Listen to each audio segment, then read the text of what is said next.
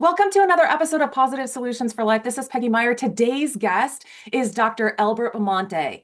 Albert has over 20 years of experience as a college professor and talent agent. He is also the author of the book Rise Above the Script: Confronting Self-Doubt and Mastering Self-Sabotage for Performing Artists. He has a background in neuro-linguistic programming and hypnosis, which he utilizes to help performers, educators, and creators unlock their potential, blending psychology, performance strategy, and AI to fuel unstoppable momentum. Welcome to the podcast, Albert. Thank you so much for having me, Peggy. I'm really happy to be here. Oh, I'm excited for our conversation because everybody has some time where they have figured out that, oh, we've sabotaged our own efforts or we have some self-doubt, and the scripts that we have in our head just kind of run wild because we Mhm. talk to ourselves before more than we talk to anybody else. So I'm gonna love the conversation that we're gonna have. But first, can you start by sharing just a little bit more about you, your personal journey, and how it has led to where you are today? Wonderful. I'd love to do that. My name is Albert Bramante. I am been a college professor, been a talent agent for 20, 21, 22 years now. I love what I do, and it's because I get to share, impart, and just have interesting conversations pretty much on a daily basis, and that's what I truly enjoy doing. So I became really at first I was going to be a clinical psychologist. That was my initial career path. And I knew I wanted to be a psychologist and when I was in high school. But I was also into the drama club. I took some classes in college in theater and acting and really enjoyed being around the theater community too. Mhm. So, but I really didn't put two and two together when I was an undergrad and grad student that I was going to be working in the entertainment and show business industry. That at that time it wasn't in the cards for me. Mhm. So, right around the time 9/11 happened, I started to get really involved in the community. There was some contacts I've had, and we started hitting the ground running. And I started working alongside of actors and filmmakers. We were doing like advocacy work, social work, crisis intervention for rescue workers, their families, and people that were just generally displaced by 9/11 and traumatized, right? Mhm. Yep. Nationwide trauma, but even more so for people that were working in downtown Manhattan and kind of witnessed the entire thing unfold. So I did a bunch of that, and I started working with filmmakers and actors, and that kind of brought my interest into show business now. So I worked for like a couple of different organizations, including like the American Red Cross and New York City Department of Mental Health, and I enjoyed my time there. And then as I was working with actors, I got hit with a bit of the acting bug, as what they call it. So I did my brief stint as an actor from 2002 to 2004, and what I liked about it was being around actors and being around creatives and entertainers and Mhm. people that are just in a creative space. This is like my crew, like these are my people. I identified more with those than I did with other academics. Mhm. Mhm. I go once a couple times like the conventions, the American Psychological Association. Great conference. I loved the knowledge that was presented. I didn't really fit in with the crowd Mhm. there for some reason. With like the whole academia was a bit snooty for me, too Yep. snooty for my taste, and it didn't really feel authentic for me like in these circles. Mhm. But I feel more authentic around coaches, entertainers, healers, people like that I feel more aligned with. Mhm. So I started working, with actors, being an actor myself, and I always found myself kind of like looking out for them, looking out Mhm. for other actors, like, colleagues and co-stars on set. So it, I realized I really didn't like acting as much. It wasn't fun, but being around just the environment was so electrifying. So Mhm. that I decided I was going to just work with actors. At that time, I was going through my mind, what is this going to look like? So I took some crew jobs. I would like volunteer at film festivals, including Tribeca Film Festival when that was first starting in New York, uh, Mhm. and that I really enjoyed doing. I really enjoyed working at different film festivals, but I enjoyed and every time I would just work with actors and really enjoyed it. So then I said, okay, I want to find a way. How can I support actors? Well, let me see if I can find them work. And so I started my first company in 2004 and representing actors. And then 2007, I became a licensed talent agent. So the difference is with a talent agent, we have to be licensed as an employment Okay. agent. Okay. That's a class of like if I put down like my income that I'm an employment agent Yeah. for actors. So Mhm. I had became licensed and I been doing that ever since. But I also enjoy teaching, because I was also hired as a professor. And through my blood, I really feel like teaching is. My mom was a school teacher for 30, 2 years. My father and my oldest brother were football coaches and coaches, so I kind of got that teacher coach in Hmm. my blood growing up. And I've always found myself, even as a high school student and college student, like really having these intense visualizations of being in front of a classroom. Hmm. So that was like my calling Yeah. in a sense. And so I've been doing that ever since. So I really like both professions, kind of like working with actors and psychology. Hmm. Now, to kind of bring the fields together, my book was based on my doctoral dissertation slightly. It was, the foundation Hmm. for it. So Yep. my PhD, my specialization was on self-defeating behavior in performing artists. Mm. That's what I did my dissertation on. Because when I was starting my agency with actors, I kept running into issues like fear of success, self-sabotage, and imposter syndrome, and all that Hmm. started coming up. That I wanted to kind of study this because I couldn't figure out why these actors were telling me that they wanted to be an actor verbally, Yeah. but their actions weren't aligning up. They weren't adding up. Their actions were telling another story. They kept Hmm. making excuses, which is we easily can do. Fall to the Hmm. ground making excuses when it's something that maybe has a deeper underlying, maybe a fear. But they were making these excuses why they couldn't do this audition, why they couldn't, take the job, or why they didn't Hmm. align with the values of the product. It was like things like that, and then or they would accept the job and then no show or cancel. Hmm. So it was sort of a couple of things that were happening there, Yeah. and Yeah. that's what kind of got me really kind of figuring out what's going on here. Hmm. Yeah. Yeah. So I would love to dive into that because I feel like everyone has those things within us. Like we sabotage ourselves. We say Mhm. we want this goal, we say we want to go do this, Right. and then we have excuses. There's things that we do that don't allow us to fulfill that. Or, we might have these fears. And I know like the fear of failure, but there's an opposite one, like of this, the same sword, I think, is like the fear of success. And I think Right. we all have that. So I would love for you to dive into that just a little bit more. So you go with it, whether you want to go sabotage first or if you want to go fear of success or failure. I think they go hand in hand. So it's not Okay. like I think when we talk about the topics of self sabotage and fear of success, they're almost like mutually supportive Hmm. of one Yeah. another. So most people, the thing about what that they both have in common, they're not conscious. It's not like we're aware of what's going on. It's like, hey, I'm having a self sabotaging kind of day, or we're having a Mhm. fear of success Yeah. day. They're underneath. They're under subconscious, which means that they're these scripts, these internal scripts, is where I came up with the whole idea of rise above the script Yeah. because they're guiding our behavior in a sense. So our brain and nervous system is really only has one major purpose: keep us alive and keep us, out of danger. Yeah. Which, hundreds of years ago, when we were in caveman and hunter gathering days and the Neanderthal days, there were a lot of dangers. We had Hmm. to worry about, are we going to get killed by a saber-toothed tiger? Are we going to be killed by other tribes, other wild animals? So we always had to be on high alert for any perceived changes in our environment. Hmm. Now, the brain did a wonderful job at that. That's how we're, even here now as a species. Right. However, we still have the same brain, and it's still maybe reacting when things are out of the ordinary or slightly different. We get into that fight or flight danger mode.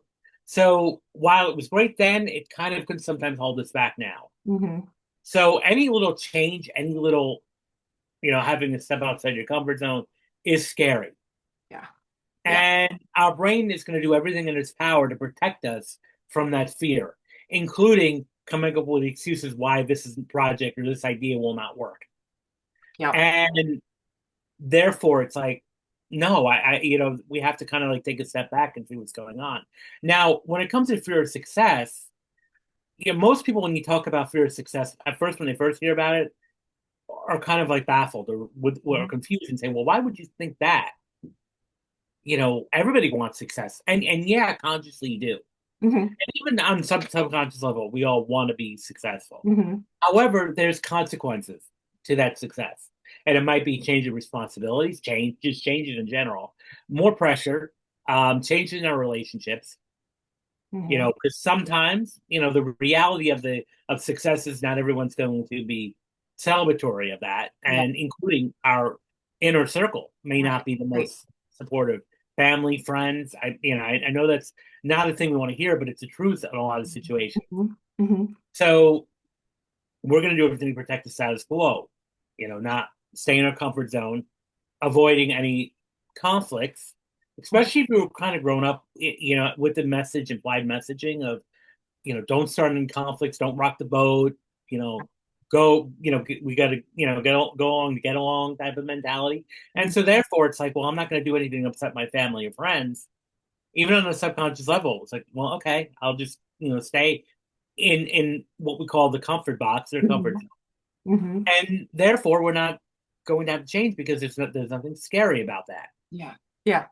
And so we just stay comfortable, but yet be unfulfilled at the same time and be unhappy at the same time and not figuring out. So usually one way to start figuring out is if you feel you're unhappy with your life, Mhm. and which a lot of us are at some level, fundamental level, maybe not, feeling productive or whatever it is. Mhm. And also having the victim mentality. Now, the reason why I think the victim mentality is toxic because a lot of times, yes, there are situations, there are upset backs that happen to everybody. Right. But a lot of times when people have victim mentality, whatever they're, upset about or whatever they're complaining about is a lot of times self-imposed. Mm. Some level, Yeah. whether it's, allowing things to happen, not, being assertive enough or just being too complacent. So it's not about blame, but it's about setting accountability. Mhm. Mhm. Because even if let's say if I'm in a personal professional relationship and I get betrayed, now yes, that might have been actions outside of somebody else's control Mhm. and not my control, and that might have been an unfortunate thing. But then there's also situations where I have to sit and look at how did might have contributed to that. Mhm. Did I excuse a lot of stuff? Because when you often hear about betrayals, like major betrayals, there were slow warning signs a Mhm. lot of times that might have been there that we just might have ignored. It's like, oh, I'm just overreacting. And so that's where it's like, okay, where did you contribute? Where did you allow this to happen? And so sometimes accountability and ending the victim cycle is saying, no, I'm going to stand up for myself. Mhm. I'm going to be a creator rather than a victim. I'm going to be more of a survivor than a victim. So that's why, like, one of the things I walked away from the clinical psychology route because of the pathologizing people, Mhm. post-traumatic stress victim, rape victim. Understand those things were unfortunate that happened and absolutely appalling. Mhm. However, why do we have to look at it as a victim? Why not a survivor?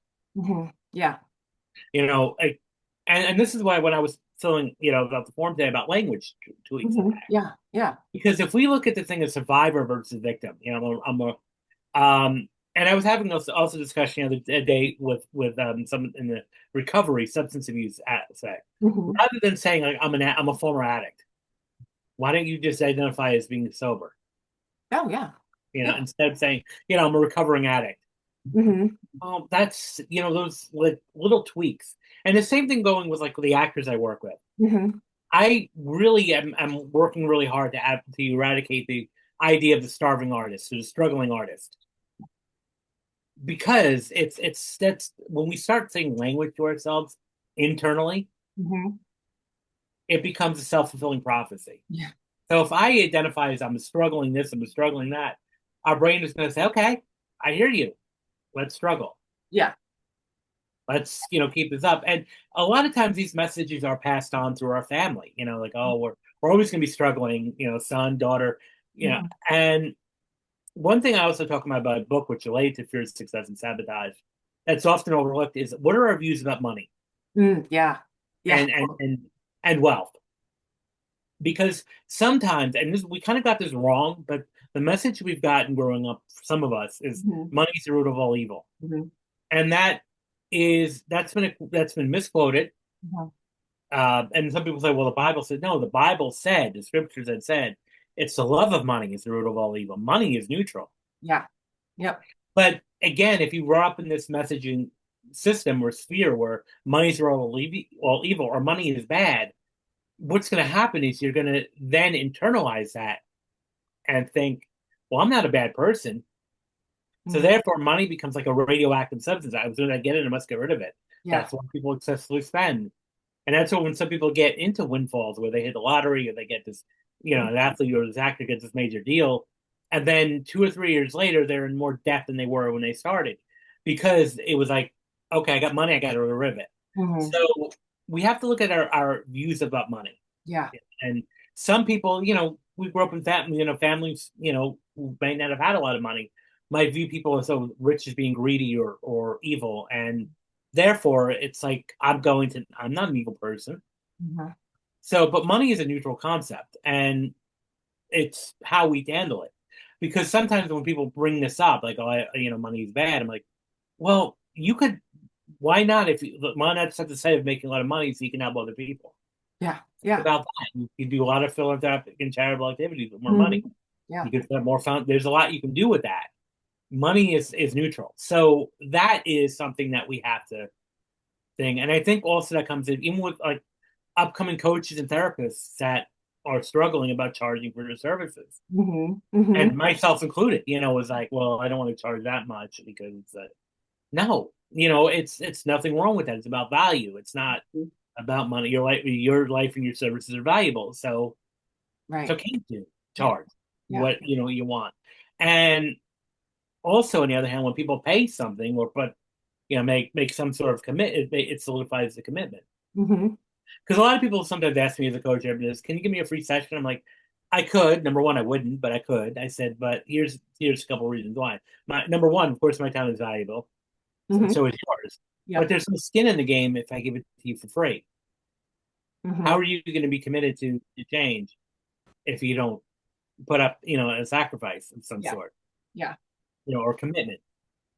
Again, how many free courses or free books do we have lying around our house that we never read? Guilty. Yes, I am too. I am too. Because again, if there's no value there, there's Hmm. no commitment, there's no thing there. So there's a lot of things that we have to unpack when it comes to fear Yeah. of success and self-sabotage.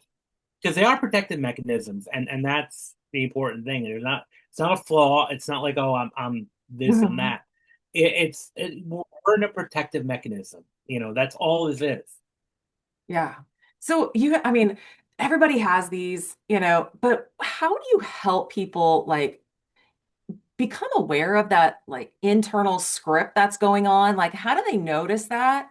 And then how do you help them like shift it? Is it just like being aware of it? Does that help it shift? It Or is does. it a It's certain steps? the first step. I mean, being aware of it is great, but and that's the first step. It's an important step because without Hmm. awareness, you can really know way we can help somebody Yeah. until they're aware and first want to change at least. Hmm. And some people don't because some people, we talk about victim, even on an unconscious level, enjoy playing the victim role to some level because of sympathy or Hmm. the lack of accountability that sometimes is comfortable. Yeah. So, because I found this too, especially being, going through a clinical psychologist, Hmm. how a lot of people are comfortable in their diagnosis with their label, Hmm. Yeah. high on depression or high on anxiety. Hmm. And it's like sometimes you have to correct and say, you're a person who may be having a little bit of anxiety. You're not an anxious person. You're a Hmm. person who may be, having prone to anxiety. And they look at me like, huh? But it's like, because the mental health community is like, this is who you are. And I'm Yeah. like, It becomes an identity, yeah, right? become exactly 100%. And it's all about changing your identity too. So that's what we want to do is start to help people change their identity. Hmm. So rather than saying I'm anxiety or I'm depression, no, you're a person who may be dealing Hmm. with some, sadness or some, fears. And when you kind of put that in a more externalizing focus, Hmm. now we can start to change it. Yeah. Also, again, the victim mentality is like, okay, you feel like nothing can go right. Hmm. And that's a lot of things too. Why can't I do anything right? Why is everything going wrong? Okay, Hmm. let's take a step back and then start to point out like, okay, where are you lacking? Are you dropping the ball on things? Are you not responding soon enough? Hmm. How are you going to Hmm. change a situation? Right. And Right. that's the whole thing about realizing we have the power to do stuff. So it's like, well, I can't do anything right. Okay, so what are you going to do to change? How are you going to change that? Hmm. What are you going to do to change that? And it might mean, okay, can get hire a coach, hire somebody who can help you in that area. That's fine. Do that. Get that insight. Help. Have someone help you do that. But also, and this comes with coaching in general. If you're going to be successful in coach, you have to be open to what they have to say. You have to be coachable. Yep. Because a lot of people do sign up for coaching, which is great, but they're not willing to make the changes. And then you meet each week to week with your client, coaching to a client. Okay, what have you done? Nothing. Well, it's not magic. It's not, it's not like no, yeah, you coaching great magical moments, but it's co-created with you. Hmm. Have to be active. Yep. And I when I was kind of coming up with my in my training, one of the biggest books that all came out and documentaries was The Secret, The Law of Attraction. Mhm. Yep. And I thought it had some great concepts. Like I'm a big fan of Joe Vitale and Bob Proctor. I really like the work that they do, Hmm. but I feel like it's also limiting. It's not enough in itself. Now, if I want to manifest money, okay, that's great, and I think it puts me in that good mindset. But that's not enough. What am I going to do to make that money? Hmm. If I want to manifest six-figure salary, what am I going to do to create that? Hmm. Sitting here wishing for a six-figure salary is not going to happen. Yeah. It's not going to happen. What's going to happen is, yes, having that mindset that it's possible, but what's action steps are you going to take? Hmm. Hmm. And so I would say like the law of attraction, maybe 50%. The other 50% is action. Hmm. What actions are you going to take Yeah. to get from point A to point B? Right. Right. And I Because you think can that's why a only lot of people, vision so much, right? Yeah. We have to get in the right mindset. yes, The and first that's where part. that comes in. Okay, that's where the secret can give us guidance into that mindset. The hardest But part, I kind of think, for people is the doing part. the doing is the biggest part. Yeah. And even I found this a bit ironic, and I know it's part of the marketing hype, was the secret. I'm like, there's no secret behind this. You It know, really isn't. it really isn't. It's about, I mean, you've had philosophers back in ancient Greece talking about these Yes. principles, Yeah. about, just having a positive mindset. And some people, when I brought this up, because, I was like, I'm not, people were like, this is mind blowing. I'm like, no, it's not. I mean, But for I'm not some saying that it's not haven't good. heard at all, it is mind blowing. For some that haven't even, Yeah, or haven't stepped into considered it. it, But great. But I'm like, this is, important, yes, and valid, yes, but not anything new. right. And again, I'm sure it was like a lot of times the marketing hype of the product and the sell Mhm. product and services, because a bunch of things came up, like all these masterminds, and I'm like, Mhm. great, and I think they're important. But the truth of the matter is that there was always that missing piece. Where's the action Yep. orientated? Where are the steps that you're going to take to get that to get become successful? Mhm. Because again, Mhm. it's not by being idle. Right. Right. So, and that's part of it too. Is like, okay, when we're guiding people out of these cycles, how can you take action? Mhm. Mhm. What actions are you going to take? Yeah. And this is the important of action is so important, because again, if I don't take action, nothing's going to happen. Mhm. Yep. And I can have all the coaches in the world, and sometimes even the best, but if I'm not going to implement Mhm. what they're advising me to do or helping me create, Yeah.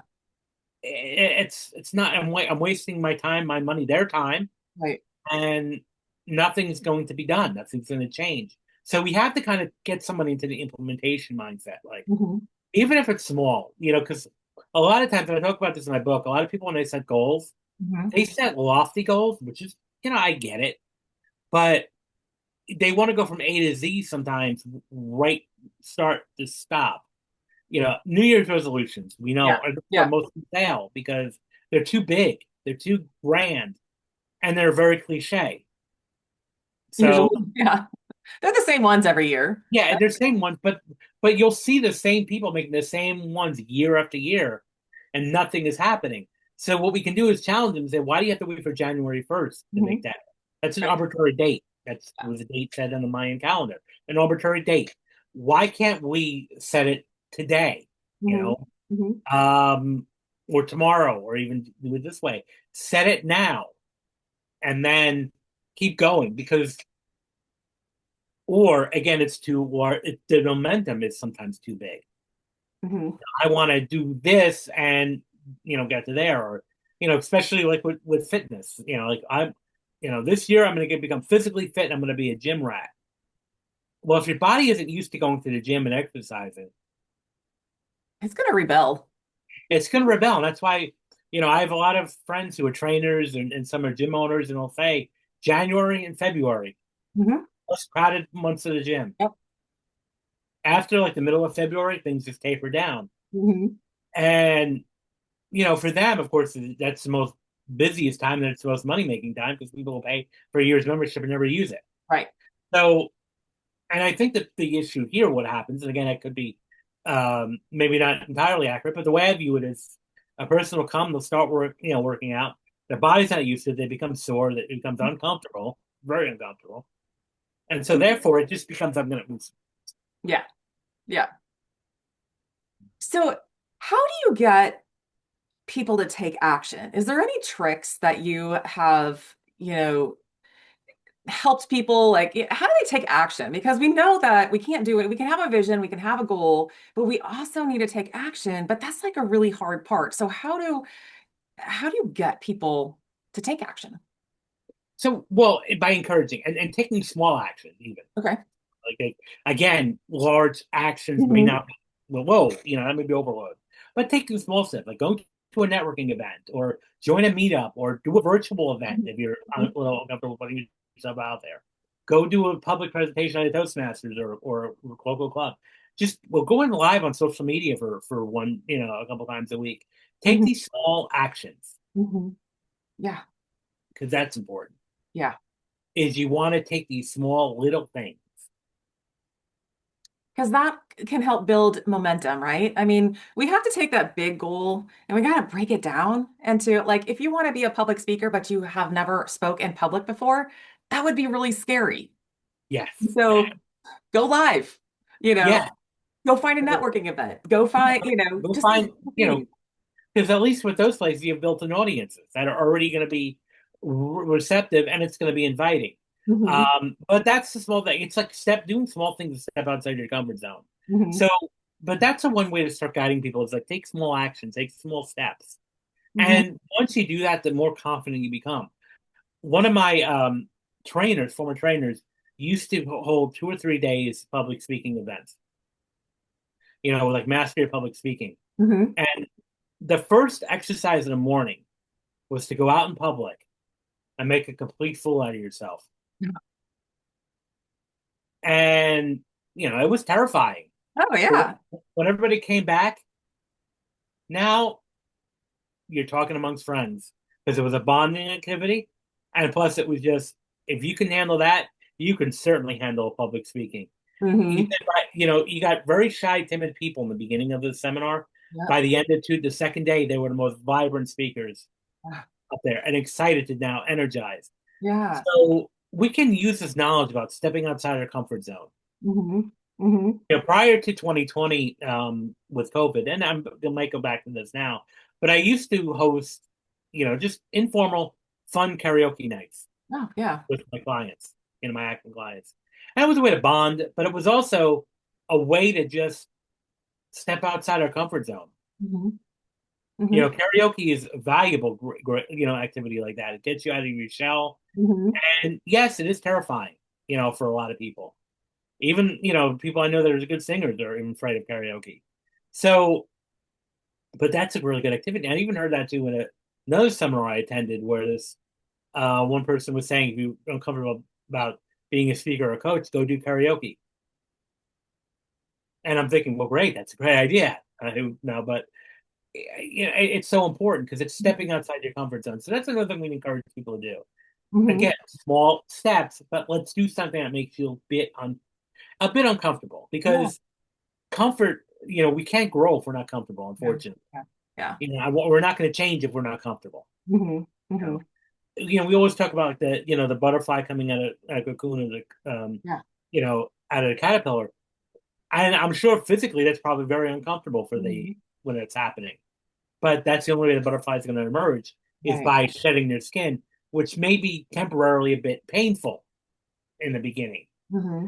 So, but the important thing, if that for our internal butterfly to emerge, there may be a little bit of a pain, and that might be discomfort. Yeah. That's going to have to happen. Yeah. So it's okay to do that. And I think even as podcasters, we experience this too. Hmm. You know, um, myself, I was terrified about the first couple of podcasts I was a guest on because the scrutiny. Yeah. However, now I love doing it, and I'm going to be starting my own podcast. Nice. And the interesting thing was, 7 or 8 months ago, I had no interest in being a podcast host. Now I'm like, this is great. So I Hmm. think the important thing is just to do something that's different Hmm. and face it, pull through that a little bit of that tension and move forward through it. But Yeah. do it gently and do it reasonable, in a sense. And where you can do it on a slow by slow basis. So Hmm. slow, Hmm. consistent action is important. Because a Yes. lot of times you'll hear people say this, someday I'm going to do this. Someday I'm going to write my book, or someday I'm going to um, start this or start this project. Hmm. No, put it on your calendar. Take accountability Yeah. Yeah. and create a group, accountability group. So another thing that's important to get people out of this loop is the company that you keep, your tribe. And that's why you often hear a lot of popular people saying, motivational speakers will say, show me your 5 friends and I'll tell you who you are. Yep. Yep. What do your So, five friends do? yeah. So what we want to do is start hanging out with, even virtually, with people that are more successful. Yeah. This is why I think like Facebook communities are great, Facebook groups and Hmm. WhatsApp groups or Hmm. LinkedIn network, just little hubs because that's to start with. I mean, of course, I still believe that actual proximity is more important, Yeah. but virtual is a great way to start. Hmm. Hmm. And so you want to have a tribe of people that are going to be building you up and holding you accountable Yeah. for this. Yeah. Because when you have that accountability factor in there, it's more likely to get you that successful motivation. Right. Because on the other hand, if you're around people that are negative and complaining all the time, you're going to be finding yourself complaining too. Yep. Yep. Yeah. I think we can all do that. I mean, any of us that have kids or have been around kids that, they get influenced quite a bit. So they go over to a friend's house and there might be certain gestures and words that might be used and they come home and they bring it, and if we don't have anybody to help us be accountable, we're not going to do it. Mhm. So I'm more, some people need an exercise buddy, right? Pull Yeah, that bed at 5:30 in the morning, somebody else going to go to group exercise. You're more likely to do it than if you were just going to do it by yeah. yourself. Well, because again, the moment I've even heard people who are like, gym enthusiasts and gym Mhm. goers, and they say they find that if they want to do, they can easily talk themselves out of doing a workout Yep. Yep. because that discomfort. I don't want to. I'm a little tired. I want to get out of bed, and therefore it's easy for your brain to say, let's not do it today. Yeah. Yeah. And therefore, it's like even the fitness enthusiasts have to sometimes Yeah. drag themselves out of bed and get to the gym. So that's where I think the accountability of saying, "Hey, nope, gotta go. Let's go together." Yeah. Yeah. And there's nothing wrong with both of you complaining on your way to the gym. But the interesting is, like, even people who do that, who are, very rarely do you hear people say, "I shouldn't have went to the gym." Right. Right. After once they're there, it's like they're glad they did it. Yeah. So it's just a lot, and that's the same thing with anything, giving that speech or giving that talk or going live. It's like I'm glad I did it. Hmm. Yep. So it's just about pushing through that little bit of discomfort Right. and Right. just do it. And you never know what might happen. Yeah. Exactly. Exactly. Yeah, Albert, this has been so wonderful because it doesn't matter how many times, like, I mean, I know this stuff, but it doesn't matter how many times that I think I know it. There's always a new aspect because we're different every single day. And sometimes things get, you hear things and it's like, oh, then it clicks. We have to hear things over and over and over again in order for it to be ingrained. And then we forget and then we have to learn it again. So I appreciate the conversation because my psychology background is like going, yay, I love these Yeah. conversations. But hey, if anybody, all the listeners out there want to find out more about you, your coaching, your book, where can they go to find out about you? Well, you can find out about me again on my website, albertbramante.com, and check out my book on Amazon, and as well as follow me on socials. Mhm. And I'm on LinkedIn, I'm on Instagram, Facebook. So feel free to reach me out there. Okay. Sounds good. I will put some of that in the show notes so people can kind of like go to your website, go find you on social. I'll put that in there. Yeah. And just like listen over and over again to this conversation because get the little nuggets. What can you do? We all have the fears. We all have these things that we want to stay comfortable, but to get outside and to learn and grow, we gotta take a step, small steps, Hmm. and get involved with other people that are going to help encourage you to keep moving forward. So as we wrap up today, Albert, is there anything that you've left unsaid that you want to, leave the listeners with, or as a thought or quote? Yeah, well, two things I'll say. There's no such thing as failure, only feedback. And it's all about like failing forward. If Mhm. you think about it, every each failure is closer to your way to success. And this is especially true for any performer putting themselves out there. There's no such thing as rejection. Yeah. It's just a simple reminder from the universe that your services are not needed at this moment. Mhm. Mhm. And I think that's the key piece that, like, at this time, at Yes, this moment. yes. Because a lot of people take it personal, Yeah. especially when it's like they're pitching themselves to something and they get told no. Right. And Right. it's like, no, because a lot of times, even especially with actors I work with, they didn't get the job. And it's like they'll call me and say, like, no, the casting director didn't like me. I'm like, well, how do you know that? Did they say that to you? I don't like you. And they'll start laughing. No, I'm like, well, what made you think that? Well, I didn't get the job. I'm like, okay, that's all that happened. You didn't get the job. Right. It's not Right. about you personally. Right. Right. We have to take that out of there and we just have to look at no is not right now. Yeah, of course. Good. Thank you so much for joining me today, Albert. I really appreciate the conversation and love all of your insights about how to make the small tweaks in order to move forward. Hmm. Well, thank you. I really appreciate you having me on here, Peggy.